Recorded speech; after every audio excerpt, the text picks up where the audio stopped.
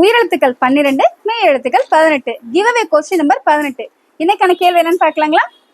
கை உண்டு உதவ மாட்டான், கால் உண்டு நடக்க மாட்டான், முதுகு உண்டு அசைக்க மாட்டான். அவன் யார்? கேள்வி புரியுதா? கை உண்டு ஆனா உதவ மாட்டான், கால் உண்டு ஆனால் நடக்க மாட்டான், முதுகு உண்டு ஆனால் அசைக்க மாட்டான். யாருன்னு கண்டுபிடிச்சு எனக்கு கிவ்அவேல கொஸ்டின் வந்து நீங்க ஆன்சர் பண்ணிட்டு ப்ரைஸை வின் பண்ணுங்க.